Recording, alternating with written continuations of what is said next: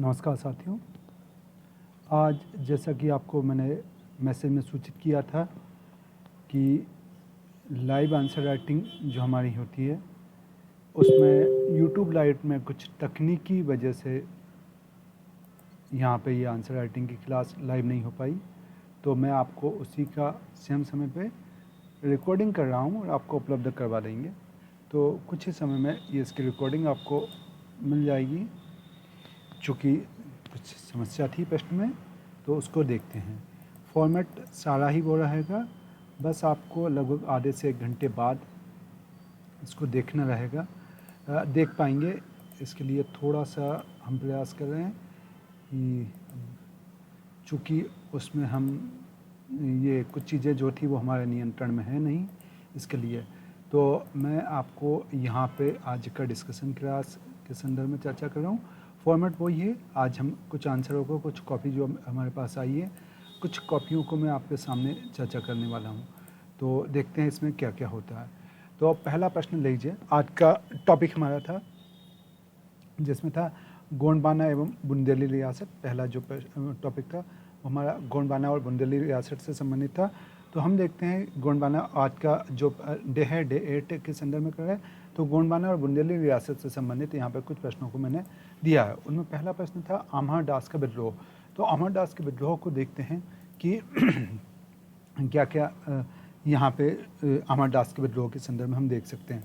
तो पहला देखिए, अमरदास का जो विद्रोह हुआ वो 1510 में हुआ अमरदास के द्वारा। 1510 में हुआ अमरदास के द्वारा। और ये क्या हुआ था कि उसके जो पिता थे अर्जुन दास, गोंड शासक अर्जुन दास, उन्होंने अपने भाई जोगी दास जो थे उनको नियुक्त किया था उसके फलस्वरूप। तो देखते हैं अमरदास के विद्रोह, इन्होंने क्या दिया, संग्राम साहब और अंग्रेजों के मन। अरे ये तो पूरी तरह बत्तीबाजी है। अमरदास और अंग्रेजों के समय में बहुत ज़्यादा अंतर है। तब तो अंग्रेज यानी कि भारत में आ ही नहीं थे, तो ये तो पूरी तरह से गलत है ना, ये तो पूरी तरह से गलत है।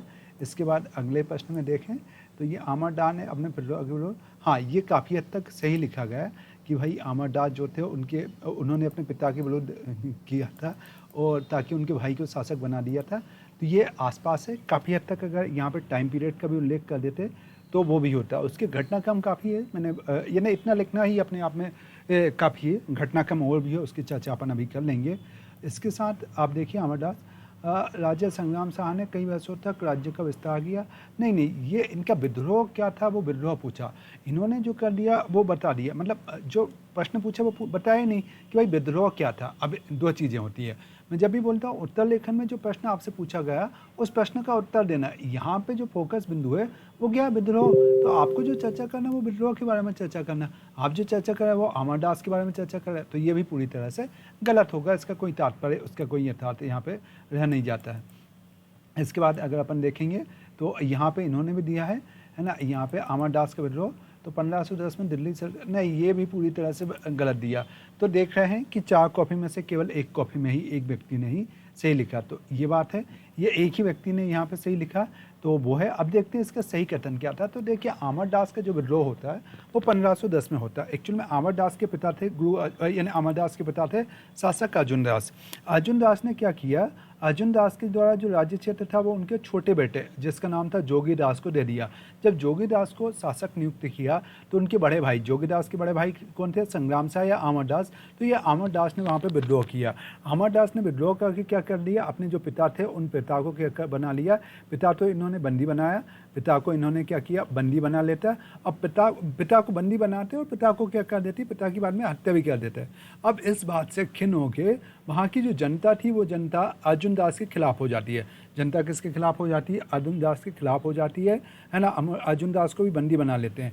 इसी समय पे उन्होंने देखा कि यार मध्य प्रदेश का ये गोंडवाना जो वाला हिस्सा है, मध्य प्रदेश का जो गोंडवाना वाला जो हिस्सा था, इसमें जब असंतुलन की स्थिति निर्मित हुई तो यहाँ पे पड़ोसी राज्य के जो शासक थे वीर सिंह देव यहाँ पे क्या कर देते, आक्रमण कर देते हैं, इस क्षेत्र को जीत लेते हैं।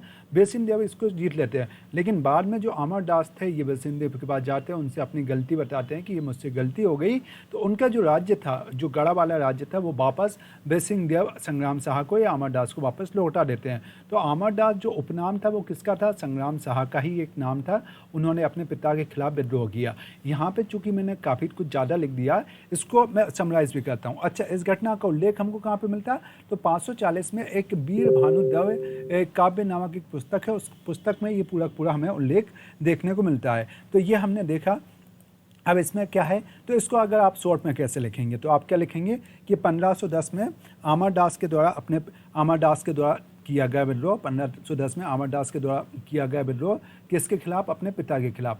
अपने पिता के खिलाफ किया गया विद्रोह जिसमें उसने पिता को बंदी बना के उसकी क्या कर दी? हत्या कर दी। इसको अपन क्या बोलते हैं? अमरदास का विद्रोह। तो आपको केवल इतना यहाँ पे लिखना था, केवल इनको अपना यहाँ लिखना था। ये वाली जो चीज़ें हैं वो चूँकि मैं आपको एडिशनल इन्फॉर्मेशन दे रहा था, अगर कहीं 5 मार्क्स में ये घटना आ गई तो उसके लिए मैंने यहाँ पर किया। लेकिन मुझे लगता है कि इस घटना के आधार पर आप अमरदास के विद्रोह को समझ पाए होंगे कि अमरदास के द्वारा 1510 में अपने पिता अर्जुन दास के खिलाफ था, जिसके फलस्वरूप जनता ने अमरदास को बंदी बना लिया था और उन्होंने अपने पिता की हत्या की।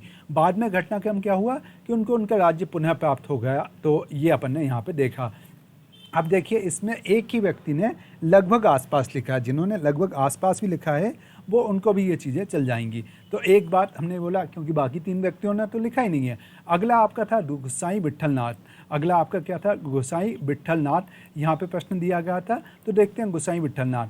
तो गोसाई विट्ठलनाथ इन्होंने तो लिखा ही नहीं है। एक बात अगर हम यहाँ पे देखें तो बल्लभ संप्रदाय के बल्लभाचार्य के पुत्र थे। एकदम बात सही है ना, काफ़ी ठीक है, इतना आसपास तो लिखा है ना, बाकी लोग नहीं लिखा उससे ये ठीक है, इन्होंने लिखा, ये बात एकदम सही है ना। संत प्रवृत्ति की अब ये तो ठीक है, बत्तीबाजी है ना। उसके बाद अगर अपन देखें तो इन्होंने भी यहाँ पे स्किप कर दिया और इन्होंने भी यहाँ पे अलग वो कर दिया, यहाँ पे इन्होंने भी बत्ती दे दी। ये पूरी तरह से गलत लिखा।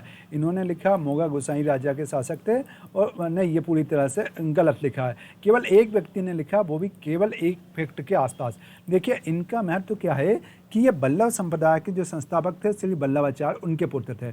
इनके बारे में क्यों ज़्यादा वो है? रानी दुर्गावती इनसे बहुत अच्छा स्नेह था। रानी दुर्गावती इनकी शिष्या थी और रानी दुर्गावती के दरबार में आए और रानी दुर्गावती ने इनसे दीक्षा ली।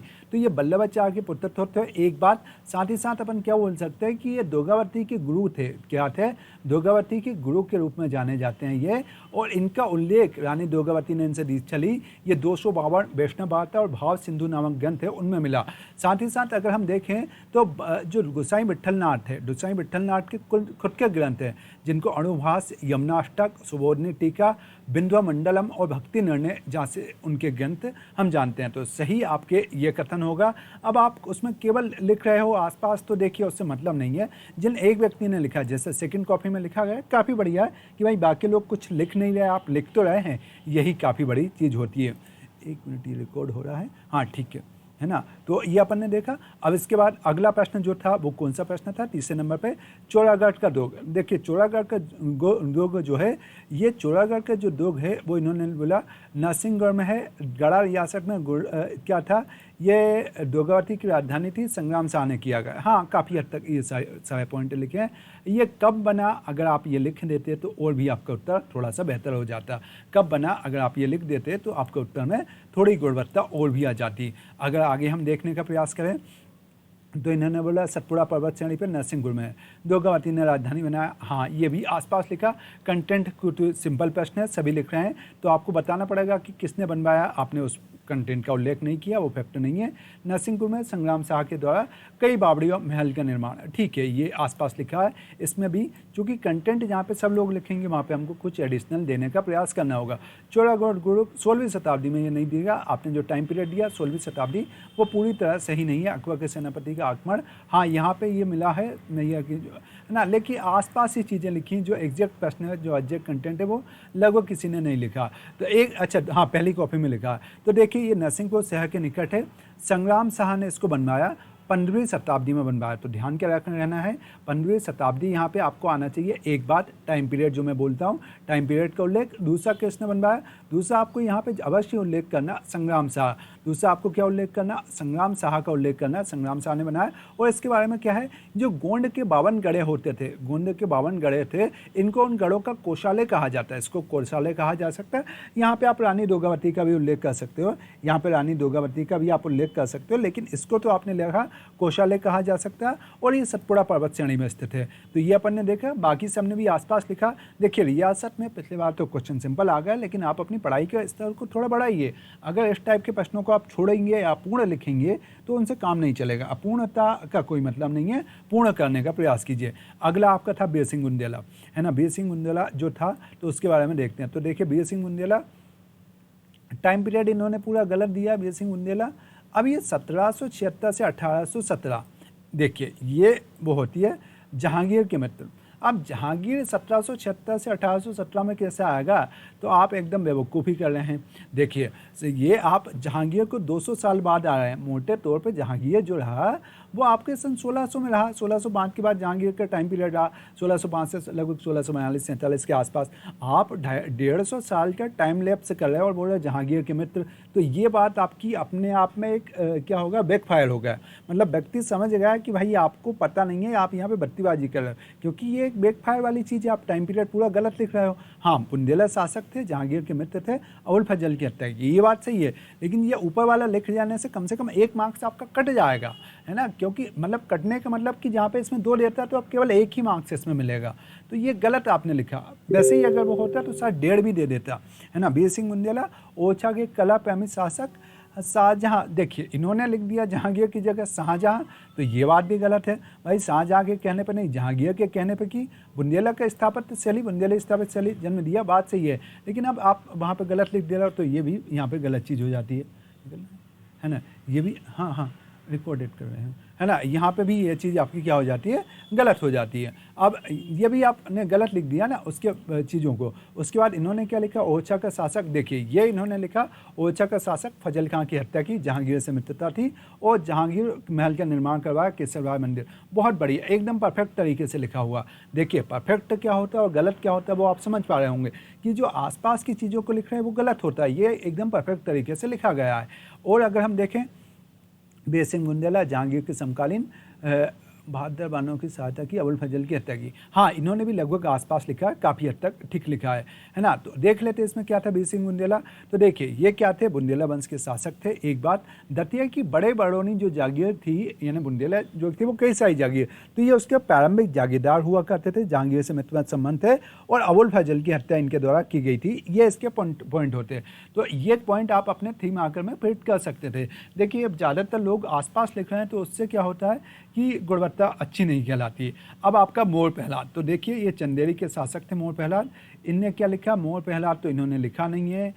देखते हैं, मोर पहलाद चंदेले के वैसे शासक थे, बानपुर को राजधानी बनाया, अंग्रेजा और सिंधिया से शत्रु का, आसपास लिखा है, काफ़ी हद तक आसपास लिखा है।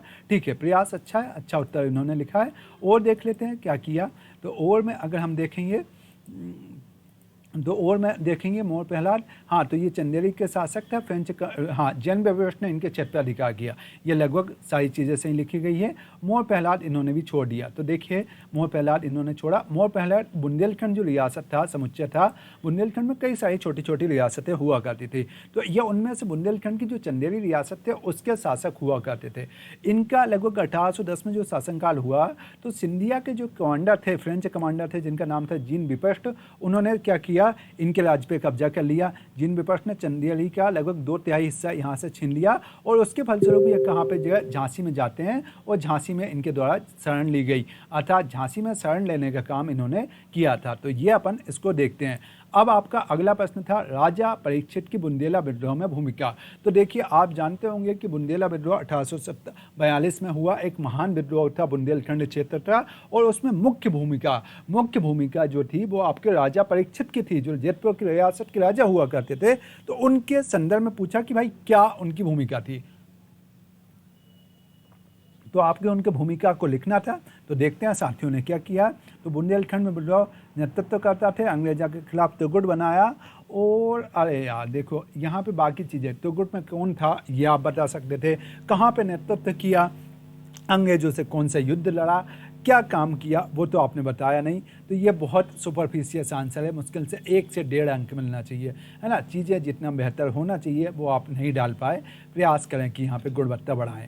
ठीक है, यहाँ पे अगर हम देखें तो राजा परीक्षित जयपुर के राजा थे, बुढ़वा मंगल। अच्छा, एक चीज़ उल्लेख मिला, देखिए यहाँ पे हमको बुढ़वा मंगल मिला। बुढ़वा मंगल में अगर आप यहाँ पे लिख देते कि भाई बुढ़वा मंगल कब हुआ, तो बुढ़वा मंगल में आपको लिख देना था कि भाई ये 1836 में हुआ काशी में, ये अगर आप लिख देते और अच्छा हो जाता। सागर क्षेत्र में नेतृत्व किया, सिलीवन से बिलगाम के युद्ध में पराजित हुआ। ये युद्ध का नाम बिलगाम था, ये थोड़ा सा मुझे जो लगता है बिलगाम शायद आपने थोड़ा वो लिखा, पनवाड़ी के युद्ध में अंग्रेजों को पराजित किया। ये एक्चुअल में आसपास चीज़ों को लिखा, इनकी भूमिका में और भी कंटेंट आप दे सकते थे। मुझे बुढ़वा मंगल और सागर क्षेत्र लगा, एग्जैक्ट उनका क्षेत्र और दूसरा भी था। ठीक है, राजा परीक्षित थे, परीक्षित ने बुढ़वा मंगल क्या किया, अन्य राजाओं से संपर्क किया। इसके अंदर 2 फैक्ट जो काम के मिले, वो 2 फैक्ट क्या मिले, एक तो बुढ़वा मंगल मिला, एक बात, दूसरी बात हमें क्या मिली, यहाँ पे अन्य राजाओं से संपर्क मिला। बाघोड़ा का युद्ध, ये युद्ध बाघोड़ा बता रहे हैं, देखते हैं ये यहाँ पे बाघोड़ा का युद्ध मिला। तो देखिए उसके बाद अगर हम देखें तो इन्होंने क्या लिखा, तो राजा परीक्षित ने बुढ़वा मंगल, सशस्त्र विद्रोह किया, बुंदेलखंड रियासतों का एकीकरण किया, चरखाड़ी के संगठन निर्माण किया, सहायक संदेह, लगान, कर वसूली और परिणाम। अच्छा, ये उत्तर का प्रेजेंटेशन एक काफ़ी बेहतर मुझे लग रहा। अगर आप उत्तर को देखिए तो उत्तर में एक काफ़ी हद तक काफ़ी सारी चीज़ें हमको नज़र आ रही है। पहला तो उन्होंने बताया कि भाई ये कब से कब तक थे। इंट्रोडक्शन, अस्त्र शस्त्र में निपुण रहे, देसी राजाओं से संपर्क कर सभी को बुंदेला विद्रोह में नेतृत्व किया। बहुत बढ़िया।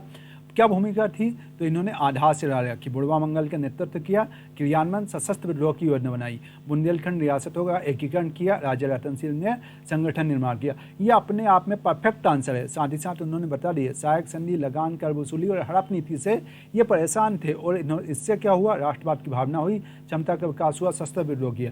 ये जो भी एक्सीलेंट उत्तर हो सकता है, ये यहाँ का जो एक्सीलेंट उत्तर हो सकता है, ये एक्सीलेंट उत्तर की कैटेगरी में जाएगा। इनके बाकी उत्तर तो कमज़ोर थे, लेकिन ये उत्तर बहुत ही बढ़िया तरीके से लिखा, वेरी गुड।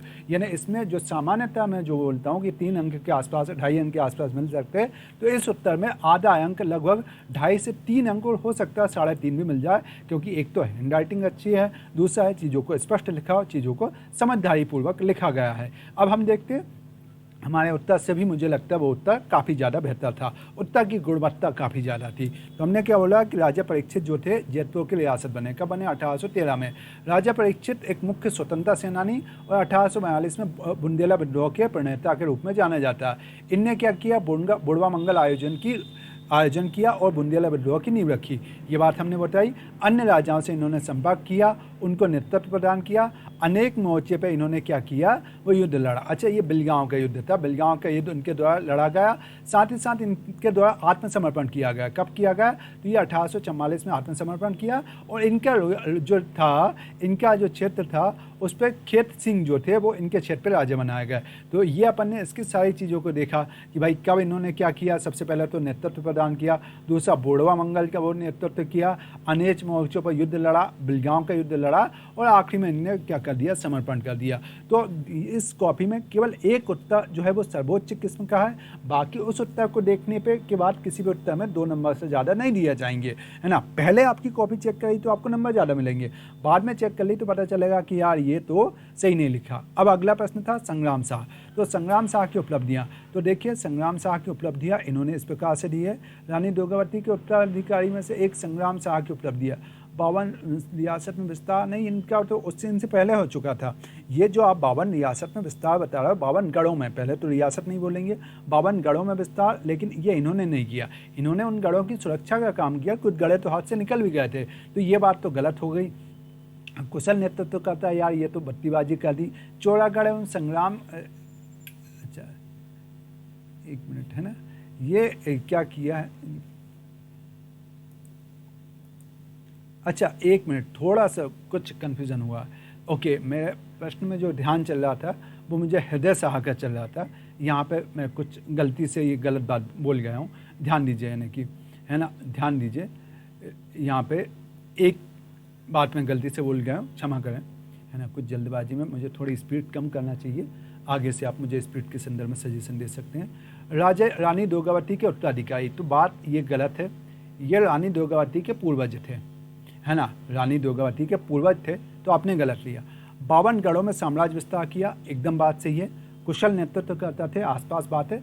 चौड़ागढ़ संग्रामगढ़ की स्थापना की, अनेक साहित्यकारों को। तो देखिए ये बात भी अनेक किसको दिया वो आपको एविडेंस लिखना था। तो एक पॉइंट जो काम का है और दूसरा पॉइंट जो काम का है, क्योंकि कुशल में क्या था वो आपने नहीं लिखा, साहित्यकारों में भी किसको प्रश्रय दिया वो आपने नहीं लिखा। बात समझ रहे हैं? आगे हम देखेंगे तो संग्रामगढ़, अच्छा सफल कूटनीतिक, अच्छा इनका जो था कि वीर भानुदेव, इन्होंने काव्य का नाम लिखा। एक बात है ना, वीर भानुदेव काव्य में की जानकारी मिली, बहुत बढ़िया। सफल कूटनीतिक, संबंध बनाया, चंदेलों से वैवाहिक संबंध किया और इन्होंने दक्षिण पूर्व मध्य प्रदेश पर अधिकार किया, बहुत बढ़िया। यहाँ पे कंटेंट काफ़ी है, पहले उत्तर से ये दूसरा उत्तर काफ़ी अच्छे तरीके से लिखा गया है। और देखते हैं कुछ और काफ़ियाँ। यहाँ पे इन्होंने क्या लिखा, तो राजधानी से बाहर लेकर राज्य का विस्तार किया, 52 गढ़ों वक्त किया, लोधी से संध्या की। हाँ, आसपास इन्होंने भी लिखा, काफ़ी हद तक आसपास लिखा, लेकिन पिछले उत्तर से ये उत्तर कमज़ोर है, क्योंकि मेरे हिसाब से जब भी आपको वो पूछा जाए, उपलब्धियाँ पूछी जाए, तो आपको उसको उपभागों में लिखना चाहिए। उपभागों में अलग अलग क्षेत्र को आधार पर उसकी उपलब्धियाँ बताओ। अगर राजनीतिक उपलब्धियाँ भी पूछी गई तो राजनीतिक उपलब्धियों को भी आप अलग अलग हिस्सों के आधार पर बताएंगे। अच्छा राजनीतिक उपलब्धियाँ पूछी थी तो ये भैया, अच्छा एक और गलती, मतलब हुआ क्या, दो एक जैसे प्रश्न होने की वजह से कन्फ्यूज़न हुआ। राजनीतिक उपलब्धि पूछी थी तो स्थापत्य और साहित्य का कोई मतलब है ही नहीं। केवल आपने जो लिखा है इस पहली वाली कॉपी में केवल एक पॉइंट ही सही लिखा है, केवल एक पॉइंट ही यहाँ पे सही लिखा है, बाकी चीज़ें तो आपने सही लिखी नहीं, क्योंकि ये राजनीतिक उपलब्धियों में वो लिखना था। हाँ, यहाँ पे ये काफ़ी हद तक चीज़ें सही लिखी गई है तीसरे प्रश्न में। अगला आपको इस कॉपी में देखते हैं तो संग्राम शाह ने साम्राज्य का सर्वाधिक विस्तार किया, एक बात 52 गढ़ों की स्थापना की, उन गढ़ों का नाम लिखा, मदन महल को राजधानी बताया। साहित्य में इसका कोई मतलब नहीं है, यहाँ पे इब्राहिम लोदी की मित्रता की 26। हाँ, ये आपका जो पॉइंट है, कंटेंट है, एकदम बेहतर तरीके से दिख रहा है और लगभग सारी उपलब्धियों को अच्छे तरीके से इन्होंने बताया है ना। इनका जो बताने की मेथड है वो इस हिसाब से बताया, आपको जैसे भी उनका उल्लेख भी बताया, तो ये अपने आप में एक परफेक्ट उत्तर लिखा गया है।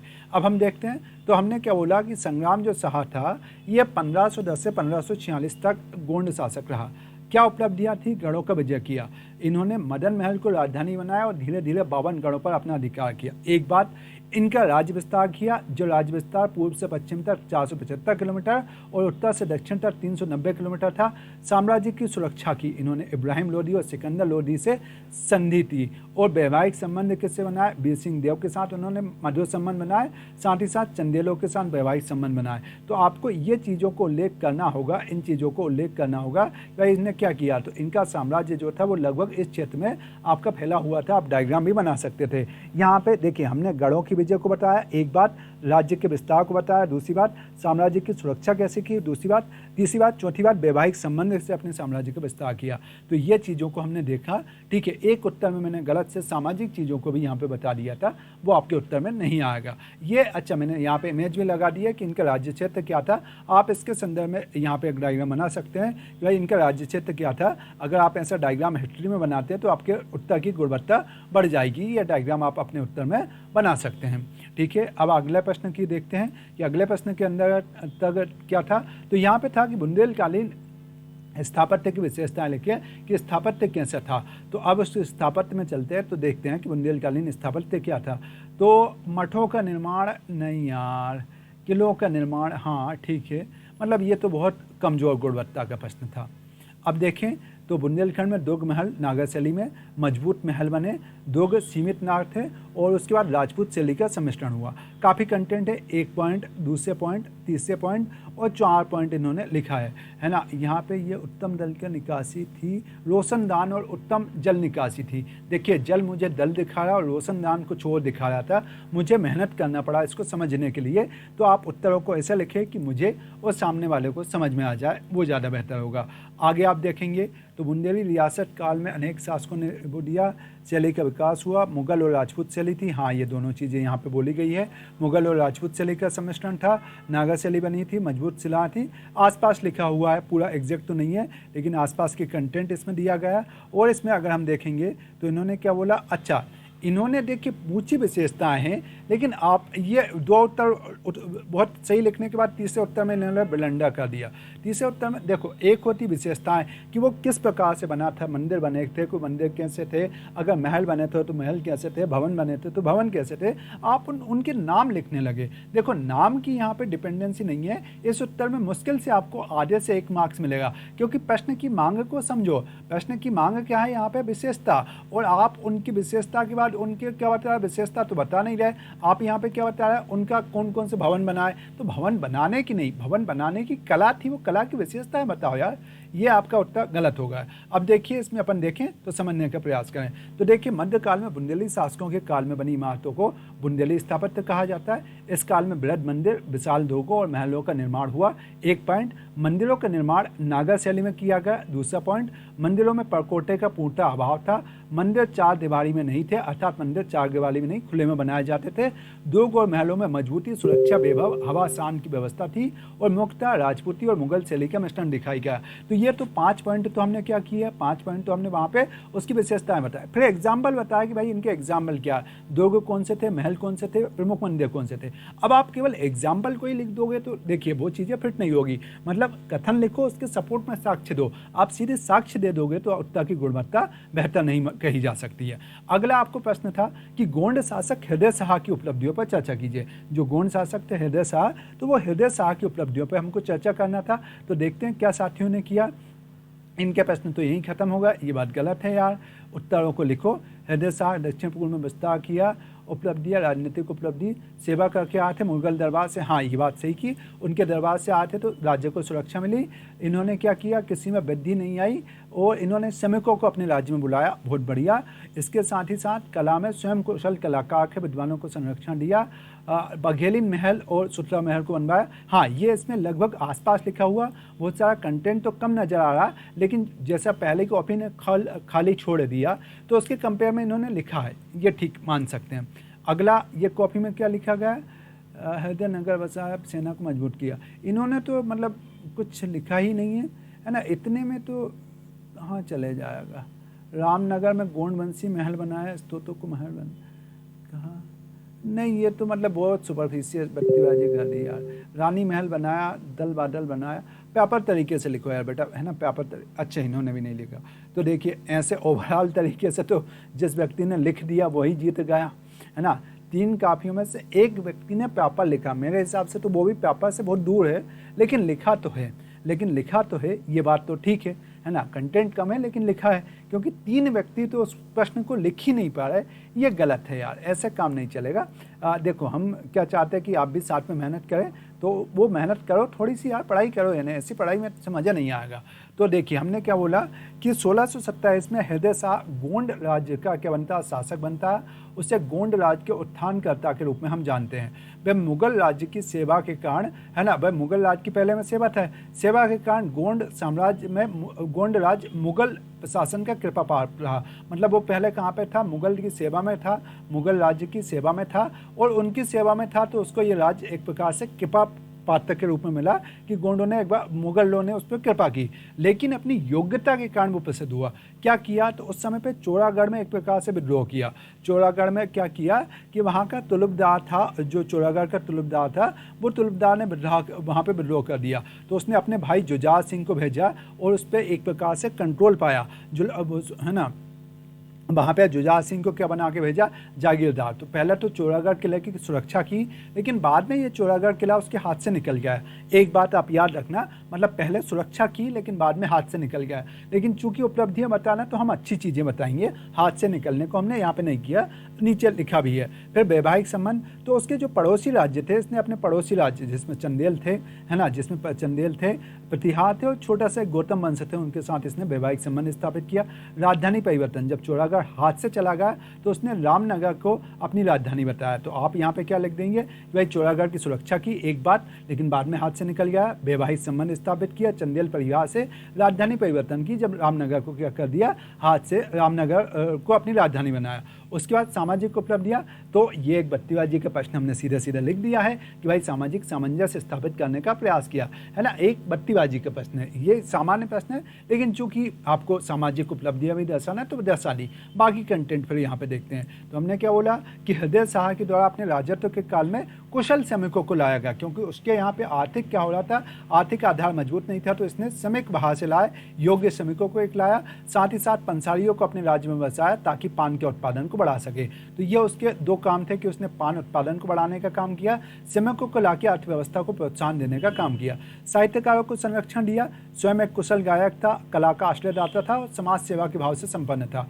उसके दरबार में कमला दत्त, विष्णु दीक्षित, वेदनाथ दीक्षित रहते थे। साथ ही साथ उसने स्वयं हृदय कोटुक और हृदय प्रकाश ग्रंथ लिखे, मतलब साहित्य उसके काल में फला और फूला और स्वयं ने साहित्य को संरक्षण दिया। साथ ही साथ स्थापत्य निर्माता, तो उसने बघेलिन रानी, हृदय शाह की बघेलिन रानी ने रामनगर में बघेलिन महल बनवाया। उसने सुंदर देवालय का निर्माण करवाया जो विष्णु, शंभु और नौ दुर्गा सूर्य की उपासना की जाती थी जिनमें, और रामनगर में उसके अधिकारी था जिसका नाम था भगवत राय, उसने विशाल महल का निर्माण करवाया जो आज खंडर के रूप में मौजूद है। तो मतलब स्थापत्य का निर्माण करवाया एक तरफ, दूसरी तरफ साहित्यकारों को संरक्षण दिया, तीसरी तरफ अर्थव्यवस्था को बढ़ाने का प्रयास किया और अपने राज्य की सुरक्षा तो की, वैवाहिक संबंध बना किया, यह परिवर्तन किया। तो ये इसके उपलब्धियों के रूप में जाना जा सकता है। तो इस प्रकार हम क्या बताएं इसका इंट्रोडक्शन कि भाई इस प्रकार हम देखते हैं तो मुगल साम्राज्य के विस्तारवाद, मुगल साम्राज्य के विस्तारवाद के दौर में भी गोंड साम्राज्य का अस्तित्व बना रहा एवं हृदय शाह के द्वारा आर्थिक सामाजिक उन्नति का प्रयास करते हुए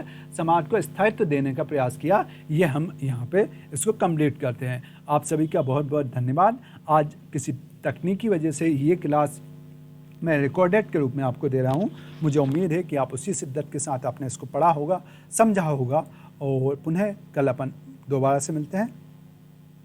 धन्यवाद आप सभी को।